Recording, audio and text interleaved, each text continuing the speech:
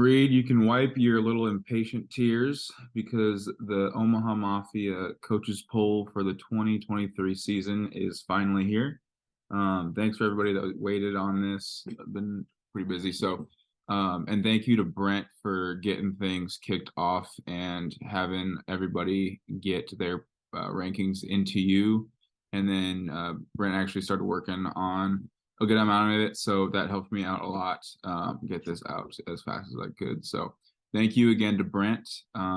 Appreciate you and appreciate the rest of the league for our 10th year of the Mafia.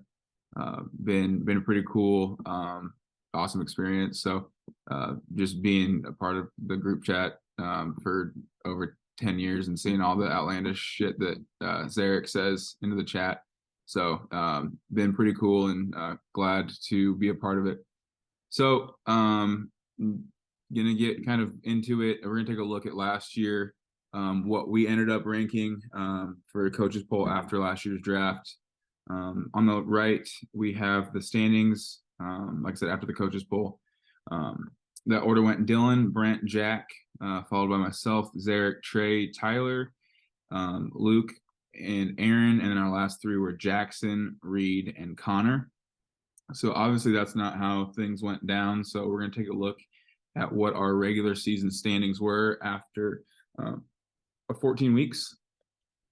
So here is what it ended up with in the regular season. A handful of different changes. No one stayed the same from where we had it ranked, but a few kind of stayed somewhat similar. First place with the 10-4 record, we had Jack, and he moved up 2 spots. Our biggest riser on this list was Jackson, moving 8 spots up from where we had him ranked. And our biggest fall was myself, unfortunately going down to 7th and having to fight my way out of some wings against Reed. So we're gonna hop into the breakdown. I said it last year, but I'll just give you guys a rundown on how this all works. So from the rankings that you give us and you gave Brent this year, we do just you get points based off of where you're ranked. So for first place, you'll receive 11 points. Second place will receive 10 points. Third would get 9, so on and so forth, until your 11th ranked person would only get 1 point for their composite score from what you had ranked. Add those up, and then we look and see what everyone's average ranks were. We'll also take a look at the mode, what everyone's highest rank was given, what their lowest rank was given, and then standard deviation. So going to give you a little definition of what standard deviation is on my notes. So that's the average amount of variability in our data set.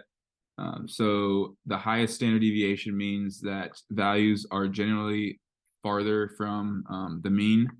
A low standard deviation indicates that values are clustered closer together to the mean. So for this, if a composite score was the same for 2 or more people, our tiebreaker is going to be the standard deviation. So the lower standard deviation would win out and would receive a higher or closer ranked to first. So without further ado, we're going to get into it. At 12th place for the 2023 coaches poll, we had Aaron Blanchard. Last year he had a 5-9 record, and he had this year a composite score of 26, which might be one of the lower ones we've had ever in the past 2 years that we've done this before. His average rank ended up being a 9.7. His most occurring was 11th, which is the last place that you could receive. Someone gave him a highest rank of 7th. Jotted down a couple things for Aaron. So some good things. I didn't mind his rounds 2 through 5. With Judy injured, I think Sutton targets Sutton target share might go up a little bit. Some questionable things for Aaron to kind of look at, and then I think some people maybe why we gave him a lower rank was personally I was a little bit lower on Eckler, especially at that 1.6 value. I think I would have probably taken a wide receiver or 2 before him.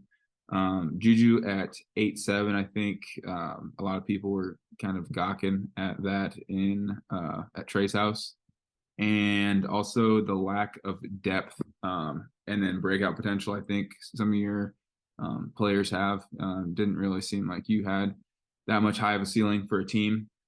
So yeah, that was Aaron at 12. Coming in at 11, Mr. Two Time, not Tyler though. We got Trey Anderson at 11. Last year he ended up at 6 and 8. This year he had a composite score of 48. His average rank was 7.556. Someone gave him a first place vote. Also, his most occurring place given was ninth. Some good for Trey. Grabbing Chase was awesome. And then also Mahomes. If you go back and look, and I think Jack mentioned this during the draft, and that was kind of my kind of idea of this position as well going into the draft this year. The championship contenders have all had elite quarterbacks in the sleeper era. So that was, I think, a good grab for him to grab one of those top 3 quarterbacks. I liked Addison at 7.2. Kind of wish I went with him over Jackson Smith and Jigba. I think they're both going to have good seasons, but Addison doesn't really have as much competition outside of Jamar, who's going to be getting his own. And I think the Kamara upside was pretty good, grabbing him after his suspension with only three games. Some bad. Najee is questionable, taken at 2.11 there. I'm not really sure if I'd want him as my RB1, especially at 2.11. I think, not knowing, I guess, prior to Josh Jacobs signing, but hindsight on that, I think that would have been a better grab for you. And then your wide receiver room, I think after Chase is a little shaky. I'd prefer Watson as my wide receiver 3 over my wide receiver 2. That's all I had for Trey on that. So we'll move on to our 10th spot. Zarek last year had a 9-5 record, one of the better ones of the league, and he had a pretty high points for, if I'm not mistaken.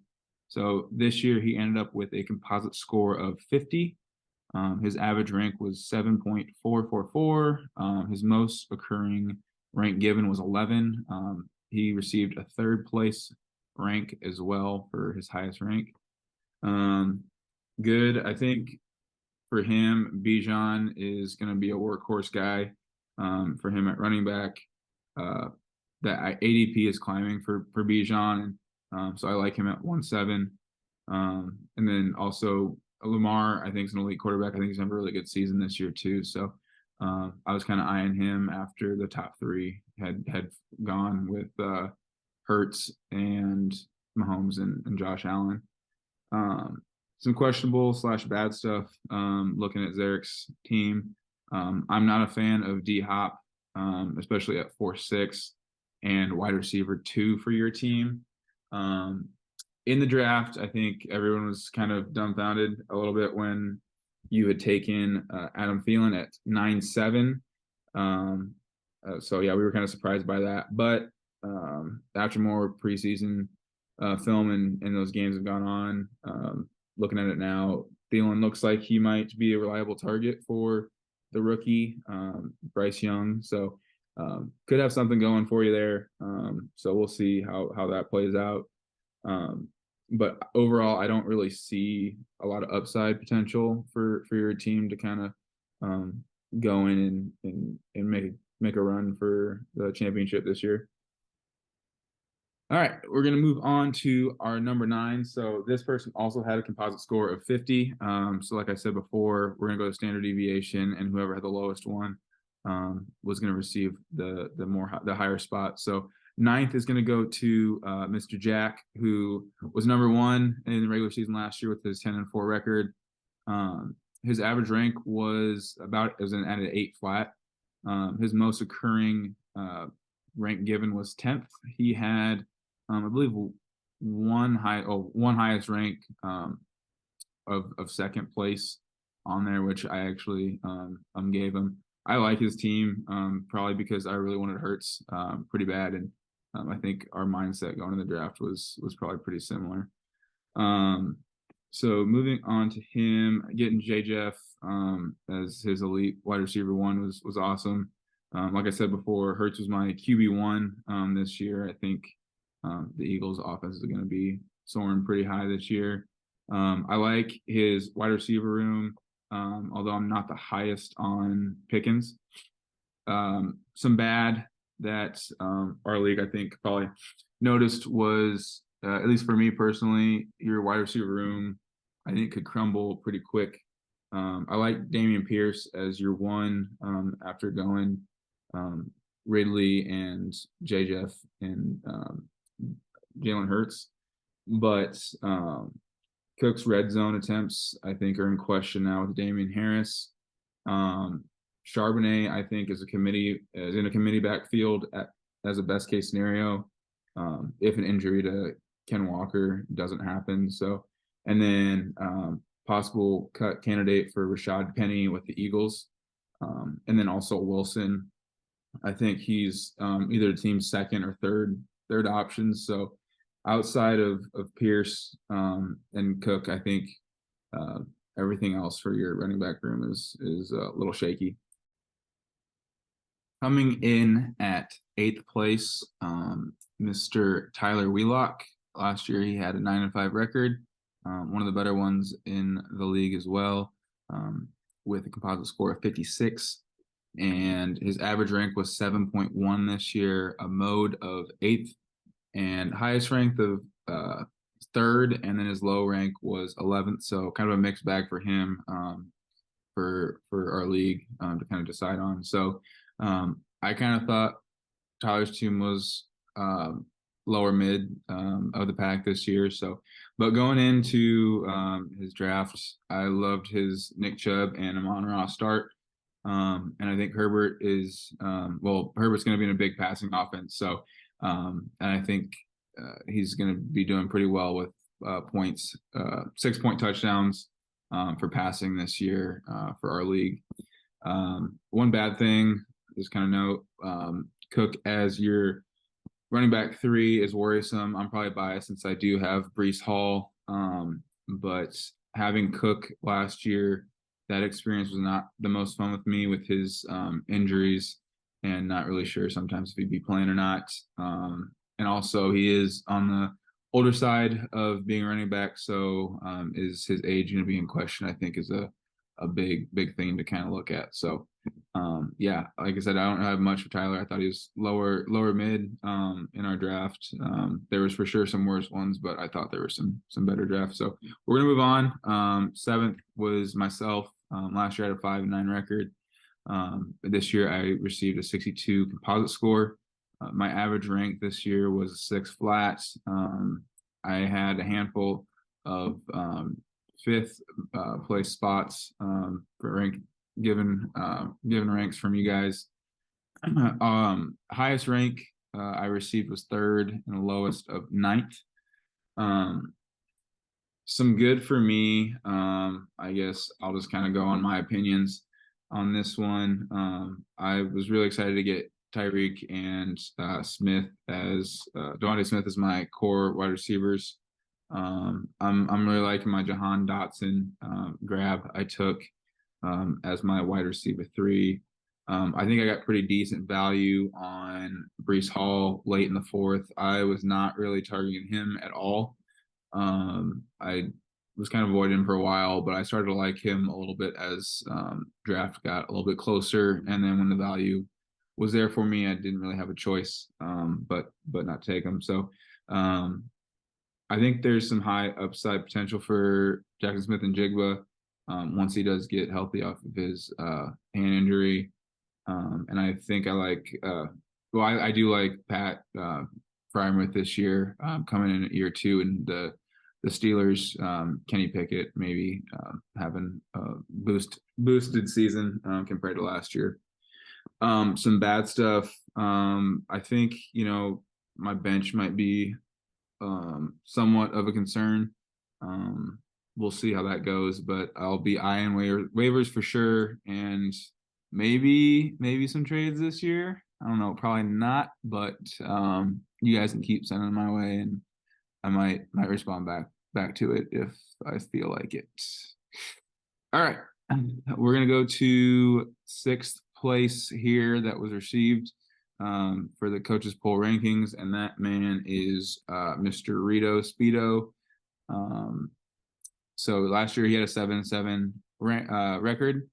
This year he received a composite score of 66, average rank of 5.4, mode of 4. Highest rank he received was first place, and a lowest rank of 11. So the Mafia was very undecided on where his team fits. Going into Reed's team, I really love Saquon this year. Um, I think his hero RB room is pretty good with Madison and Khalil Herbert grabbing those guys later on. And Raheem Mostert has potential to be the starter in Miami with those reports. However, I think your wide receiver room should be better than what it is if you were going with that hero RB route. Brown as your wide receiver 3.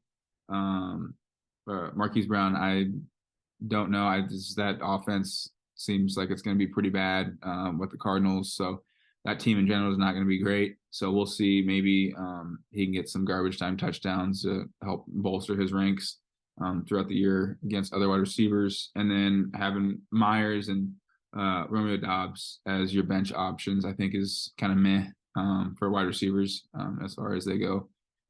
So Reed again with sixth place here. Fifth, we've got Jackson Fletcher, Mr. EDM man. Last year he was top of the East and with a 9-5 record. Composite score this year was 68, average of 5.4. His most occurring rank was 6. Highest rank was 2, lowest was 10. Kelsey's going to be a tight end nightmare for any team playing him this year. So I mean he's going to have an advantage at tight end. No way to say otherwise. So Lockett I think is a pretty consistent piece for your wide receiver room. Some bad that Judy injury. I'm not really sure how long he's going to be out for, so that might be an issue, especially needing to rely on Lazard, who you said hopefully you didn't have to play him. So it looks like you're probably going to have to here earlier than you wanted to, if at all. I don't think you have much wide receiver upside, in my opinion. And some other things I was trying to think of was wondering if ETN will lose some snaps to Tank Bigsby, and if he does, how early is that gonna start chipping into his workload? Also, is Kenneth Walker gonna hold on to this backfield entirely? I think it's gonna be a kind of running back by committee, as we see with Pete Carroll and his offenses. So I think Ken Walker is going to be the guy coming out of that backfield, but there's a good chance that it could be 50-50 knowing Pete Carroll and his Seahawks running game. All right, moving on, we've got fourth place, and surprise, Mr. Luke Cutler making his way into the top 5, which is awesome to see. So, I think Luke actually did some research this year, so very happy to see, and glad to think that the Mafia agreed with me as well. So Luke with the astonishing 1-13 record in the regular season last year. So that's pretty impressive. So I guess congrats, especially not being in the Blazing Bowl and you received that record. So kudos to you for fighting to get your way out of the Toilet Bowl playoffs early. So yeah, we're gonna move on to look into this season. So composite score was given of a 76. His average rank was 4.67. His most occurring rank was 3rd. He did receive a first place vote, and his lowest rank was actually 10th. on that. So some good for Luke that I saw. Um, that Henry Gibbs running back core is pretty fire. I think James Conner is a nice third option. Getting him in the 6th round. So I know I mentioned earlier about Reed's team that the Cardinals' offense is going to be pretty bad. I still think that, but I think um, as an RB3 for Luke's team, that's pretty good value. If he needs to play him, he definitely can. I think maybe grabbing Tajay Spears, excuse me, was pretty good handcuff in my opinion. I don't like to get handcuffs, but the way that he's looked preseason, I think any injury or timeout for Derrick Henry could play well for you. Yeah, going forward throughout the season. Uh, but you fell into the Michael Thomas trap. That's one thing no one ever wants to do, but you did it. So yeah, good luck with that Michael Thomas experience, and hope the best for you on that journey. Third place, the last three are Band of Brothers boys, so we'll see kind of where they all follow suit. Number 3, we've got Connor. Last year, he had a 7-7 record, jumped up to 91 for a composite score. So there was a pretty big tier difference going into the top 3 and then beyond for that. So 91 for the composite score. His average rank was 388. His most occurring finish was first, which I believe he had actually the most first place votes out of anybody. Highest rank was first, and lowest, someone placed him all the way down at 10. Some good. I think the Cup Waddle is a great start with 3 wide receivers having to be played. That Josh Jacobs gamble pays off with his new contract that just got recently announced. So had that come out, I probably would have grabbed him over Ramondre. But hindsight's hindsight, so can't really do anything about that. So good gamble on you, Connor, for grabbing Jacobs when you were able to. One bad thing, I guess, if I had to put anything on it, I'm wondering if Devo might be a second fiddle to Ayuk now that he's out of the Shanahan dog pound. I like Ayuk a lot this year. I think he's gonna play better, and from fantasy level, I guess, and standpoint, than Devo will this year. So we'll see. But I think overall, Connor, you had a pretty solid team this year in the draft. Number 2, Brentwood, composite score this year of a 96. His average rank was a 3.56. Second was his most occurring rank given. He did have 1 or 2 first place votes, and his lowest ranked was only 6. So pretty good area for him throughout the ranks that were given. Let me scroll through and see what I had for Brent. Brent's got a very strong wide receiver room. I think it's my favorite overall wide receiver room out of the 11 that I had ranked. So I think it's pretty deep and a good mix of high ceiling and consistent guys that are pretty reliable.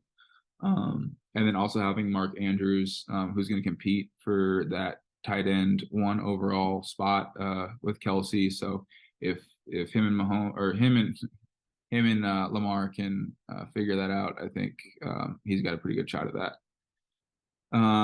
Some bad. I don't know if this was meant to happen or if it was just kind of a blunder on Brent's part, but the Bills wide receiver stack with Diggs and Gabe Davis was an interesting one for sure. I overheard him talking to some people saying that he didn't realize that he took Diggs. I don't know if that's true or not, but we'll go with it. Question mark that I had is if Jonathan Taylor is going to be ready for week one. If he is, and he's healthy, that's going to be a hell of a steal for Brent grabbing him as late as he went. Um, Also, if he is ready to go and healthy, if it's going to be on the Colts, hopefully he doesn't land in can't really get a worse spot than the Colts in his position with Irsay, but um, yeah, we'll see where that takes him this year. Gino, I don't think was a bad pick, but I think wondering if he can produce like he did last year. So we'll see how that goes. And number one, I think he was it last year and maybe the year before. Mr. Dillon, composite score of 103. His average rank was 2.778. Most occurring rank was third that was given to him. Highest rank was 1, and then also a low rank of 6. So we've got for Dillon real quick before we show the full standings. I think Dillon was probably had the most balanced team, I guess, from preseason opinion. He's got great young, high ceiling guys in Quentin Johnson, Zay Flowers, and Jonathan Mingo, who I had really wanted. I think grabbing Warren was a great get late in case Najee doesn't perform like I think some people might think he is. I know he's looked really good in preseason, so there could be a challenger in that Steelers backfield for Najee Harris. And then I think CMC and Jones are a really good base for his running backs. The only bad thing I could really see here to nitpick would probably be Njoku. I don't like Njoku that much this year, so but overall, pretty balanced team. It was not the most fun drafting next to him, but I'm glad I was able to get Tyreek. Had I been behind Dillon, I don't think I would have got him. So we'll take it, but I think he pivoted well with CMC and kind of drafted his team based off of that. So, all right, guys, that is it. Showing you the full rankings from the coaches poll. So here it is on the right. If there's a number there, that's how many first place votes they received. So Connor ended up with the most with 4. Dylan and Brent tied with 2. Luke, Reed, and then Trey all the way down at 11 all received 1 first place vote. So there it is. Another one of the books for the coaches poll.